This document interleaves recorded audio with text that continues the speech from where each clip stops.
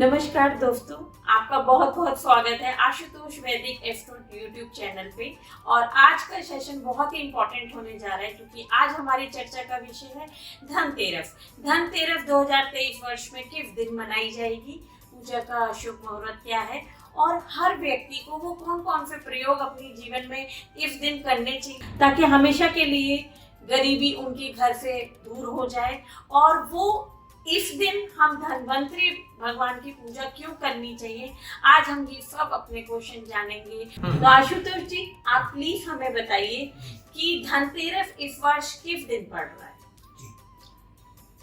इस वर्ष धनतेरस है दिनांक 10 नवंबर 2023 शुक्रवार को दिन में 12:35 से त्रयोदशी तिथि प्रारंभ होगी, जो कि 11 तारीख को दिन में 1:57 तक रहेगी। क्योंकि प्रदोष काल को आधार मानकर धनतेरस मानी गई।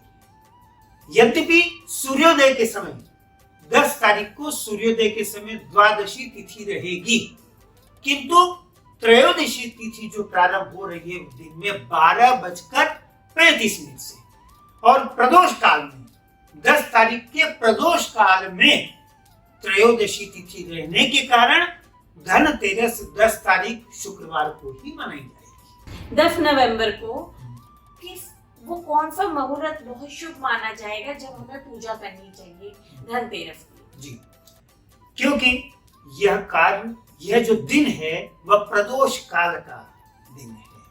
प्रदोष काल में सबसे श्रेष्ठतम मुहूर्त जो 10 नवंबर को बन रहा है वह है 5:35 से 6:32 तक। शाम को 5:35 से 6:32 का जो यह 57 मिनट का जो टाइम है वह सबसे श्रेष्ठ रहेगा धन्वंतरी भगवान की पूजा का और माता लक्ष्मी की पूजा। आचार्य जी, अगर कोई भी जातक अगर इस मुहूर्त का लाभ नहीं उठा पाया, जो कि मुहूर्त है 5:35 से 6:32 तक, इन 57 मिनट्स में अगर कोई भी जातक अपनी पूजा नहीं कर पाया किसी भी कारणवश, तो वो और कौन सा ऐसा मुहूर्त है या वो और किस टाइम पे पूजा करे ताकि उसको अधिक से अधिक लाभ मिले अपने जीवन में? जैसा कि मैंने आपको स्पष्ट कहा कि 12:35 से ही त्रयोदशी प्रारंभ हो रही है 10 तारीख को। जैसे ही त्रयोदशी का प्रारंभ हो रहा है उस समय से आपके लिए सबसे श्रेष्ठ समय रहेगा इस दिन 2:17 से 4:23 तक। ये एक और मुहूर्त है जिस समय भी आप कोई भी पूजन वगैरह आप कर सकते हैं, लेकिन वो जो मैंने 5:35 से 6:32 का समय वो प्रदोष काल का समय, इस कारण से वो श्रेष्ठ है। लेकिन आप किसी भी परिस्थितिवश इस समय न कर पाए तो 2:22 से 4:28 का ये जो 2 घंटे और 8 मिनट का मुहूर्त है वह भी काफी श्रेष्ठ रहेगा। और 6:32 के बाद वाला समय, अगर ये समय भी आपसे अगर आप नहीं पकड़ पाते हैं किसी कारणवश, तब रहेगा 8:57 से 10:23 तक। 8:57 से 10:23 रात्रि का यह जो मुहूर्त है, इस समय भी आप कोई भी पूजन कर सकते हैं, कोई दिक्कत नहीं। तो आचार्य जी, मैं आज आपसे ये जानना चाहूंगी अपने उन सभी जातकों के लिए जो अभी भी कंफ्यूजन में रहते हैं या उनको सही विधि नहीं पता होती है या किसी भी कारणवश उनको विधि पता नहीं चल पाती है और वो लोग जानना चाहते हैं, तो आप कोई ऐसी क्रिस्प छोटी स्टैंडर्ड विधि जो कोई हर जातक, हर रीजन का जातक उसको यूज करके धनवंतरी भगवान जी की पूजा कर पाए और अपना धनतेरस सब लोग शुभ मुहूर्त में अच्छे से कर पाए, तो आप प्लीज थोड़ी सी विधि का भी अगर आप बता देते तो जातकों के लिए। हमारे यहाँ पूजन विधि की सबसे श्रेष्ठतम जो विधि है, जो तरीका है, वह है षोडशोपचार।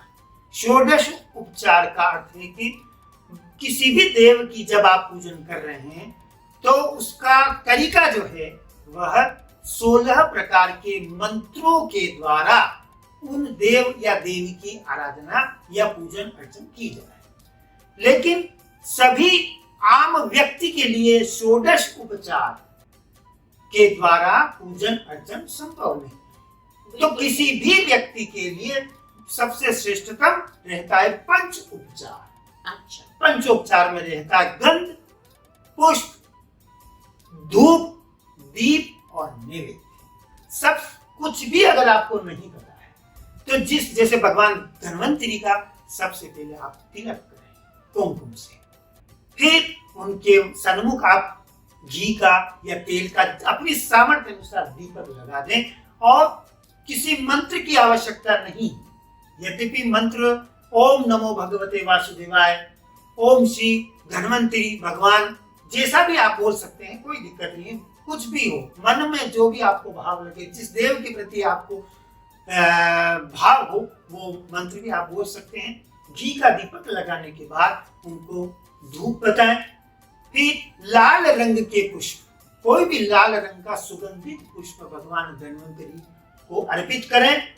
और फिर पांचवा जो उपचार है वह है नैवेद्य। नैवेद्य का मतलब होता है जो भी आपकी सामर्थ्य है उस अनुसार भगवान को अर्पित कर दें।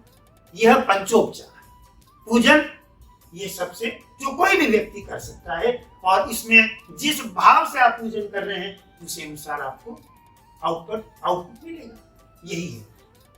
आचार्य जी, तो आज हम सबका या हमारे जातकों का सबसे ज्यादा महत्वपूर्ण क्वेश्चन जो रहेगा इस पूरे सेशन का, या सबको जो जिज्ञासा होगी वो ये होगी कि ऐसे कौन से प्रयोग हम लोगों को धनतेरस वाले दिन करने चाहिए ताकि हर जातक के घर से रोग, द्वेष और गरीबी ये दूर हो और जो लोग संपन्न हैं उनकी समृद्धि बढ़ती चली जाए।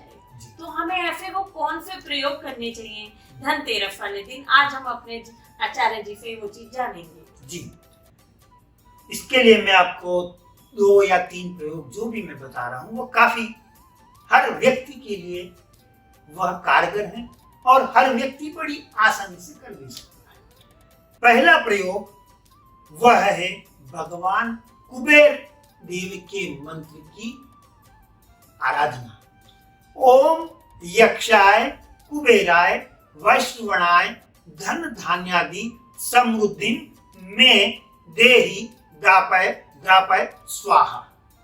इस मंत्र की, जो कि भगवान कुबेर देव का है, इस मंत्र की एक माला भी यदि कोई भी व्यक्ति कर लेता है, बस एक माला भी अगर उसने कर ली, तो मैं पूरे अनुभव से कह सकता हूं कि वह धीरे धीरे अपनी दरिद्रता से उसको निजात मिलेगी और उसके घर में समृद्धि बढ़ेगी।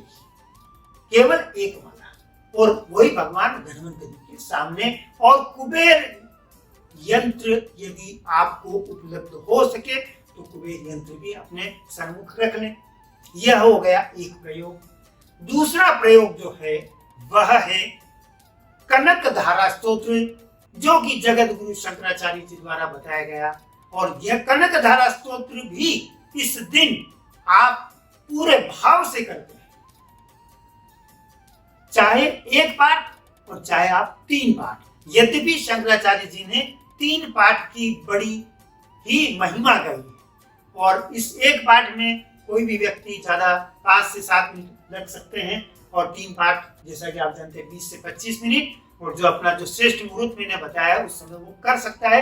कनक धारा, कनक का मतलब स्वर्ण, धारा, धारा का स्वर्ण की एक समृद्ध, स्वर्ण की एक लय बनती है। और कहते हैं कि भगवान शंकराचार्य जी ने इस मंत्र की अर्थात इस कनक धारा स्तोत्र के करने के बाद ही उन्होंने स्वर्ण की वर्षा कराई थी। इसलिए कनक धारा स्तोत्र का अत्यंत महत्व है इस दिन पाठ करना। तीसरी जो सबसे श्रेष्ठ उपाय है और वह है श्री सूक्त।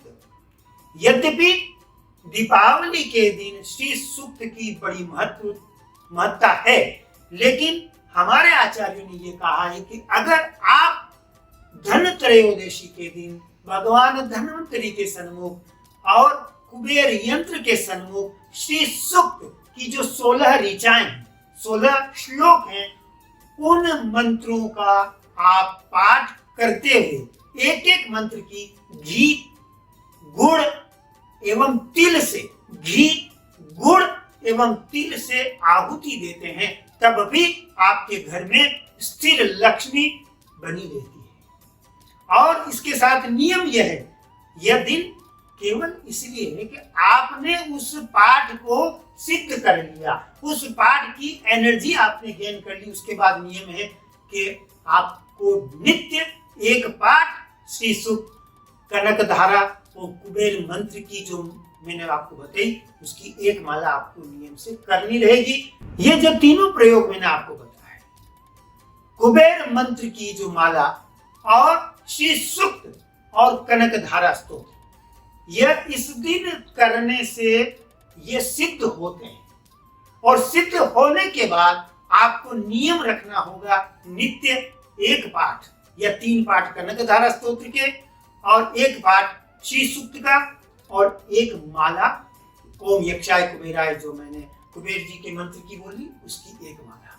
ये तीनों प्रयोग अगर आप नियम से करते हैं, मैं अनुभव से कह सकता हूं, आपके घर से न केवल दरिद्रता बाहर जाएगी, समृद्धि बढ़ेगी और आरोग्य की वृद्धि भी होगी। आपने बहुत ही अच्छे तरीके से हमें 3 वैदिक उपाय बताए, लेकिन आपको तो पता ही है आचार्य जी कि बहुत से ऐसे लोग होंगे, कुछ भी नहीं, बहुत से ऐसे लोग होंगे जिनको संस्कृत का उच्चारण ढंग से करना नहीं आता होगा या नहीं हो पाएगा उनसे। तो कृपया आप अगर कुछ सरल उपाय भी हमारे उन जातकों के लिए बता देते तो बहुत अच्छा होता। जी जरूर। पहला प्रयोग जो रहेगा कि कोई भी जातक अगर उसको शत्रु परेशान कर रहे हैं, शत्रु परेशान यदि कर रहे हैं, तब उस स्थिति में थोड़ी सी उसको राई लेनी। राई पीली लेनी है या काली लेनी? काली राई, पीली नहीं, काली राई ली। उत्तर दिशा की तरफ उसको मुख करना है और घर के सभी सदस्यों के ऊपर उसे एंटी क्लॉकवाइज 7 टाइम्स सिर से लेकर पैर तक घुमाना है। एंटी क्लॉकवाइज सिर से लेकर पैर तक घुमाना है घर के सभी, और फिर उसे अब उत्तर दिशा की ओर मुख करके अपने पीछे उसे फेंक देना है। तो फेंकने का जो डायरेक्शन रहेगा वह साउथ में, मुख उत्तर की ओर और फेंकेंगे तब आपको दक्षिण की ओर। यह कार्य आपको घर की छत पर करना है। और अगर किसी के साथ यह है कि भाई घर की छत पर नहीं, तो वह किसी सुनसान स्थान पर जाकर भी ये कर सकता है। और सबसे श्रेष्ठ रहेगा अगर वह चौराहे पर जाकर कर सके। तभी ये निश्चित है कि इस प्रयोग से, केवल एक ही दिन का यह प्रयोग शत्रु पक्ष से आपको निजात देता है। आर्थिक समृद्धि के लिए जो प्रयोग रहेगा वह केवल और केवल आपको पीपल के पेड़ के यहाँ पश्चिम दिशा की ओर मुख करना है इस समय। और इसका श्रेष्ठ समय रहेगा 5:35 से 6:32। इस समय केवल आपको पीपल वृक्ष के वहां जाकर सरसों के तेल का दीपक पश्चिम दिशा की ओर मुख करके जलाना है और प्रार्थना करनी है कि मेरे जीवन में जो भी दरिद्रता है और जो भी संकट है उससे हमें निजात मिलाए और प्रार्थना। तीसरा प्रयोग जो वो रहता है, ज्यादातर लोगों का शरीर स्वस्थ नहीं है, शारीरिक अस्वस्थता। तो शारीरिक अस्वस्थता के लिए सबसे श्रेष्ठ रहेगा आपको यह करना है कि एक किसी भी फ्लेवर का इत्र की शीशी लेनी है। वह इत्र की शीशी लेने के बाद आपको चौराहे पर जाना है। चौराहे पर जाकर उस इत्र की शीशी को केवल उड़ेल देना है पूरी तरह, और शीशी को वहीं रख देना, पीछे मुड़कर नहीं देखना, और सीधा आप जिस डायरेक्शन में हैं उसी डायरेक्शन से आप वापस आ जाए, पीछे मुड़कर न देखें।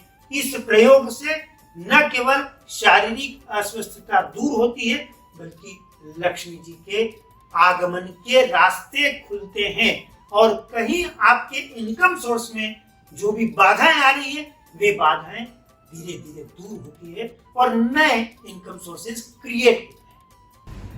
तो दोस्तों, अगर आपको आज का हमारा वीडियो पसंद आया और आपको लगता है कि हमने काफी हेल्पफुल इंफॉर्मेशन आप तक पहुंचाई है तो इस वीडियो को लाइक करें, शेयर करें, सब्सक्राइब करें और आपको पता है बेल बटन कहाँ पर है, प्लीज उसको दबाएं ताकि हम आपके पास ऐसे अच्छे अच्छे वीडियो और आचार्य जी का जितना भी ज्ञान है आप तक बांटें। धन्यवाद।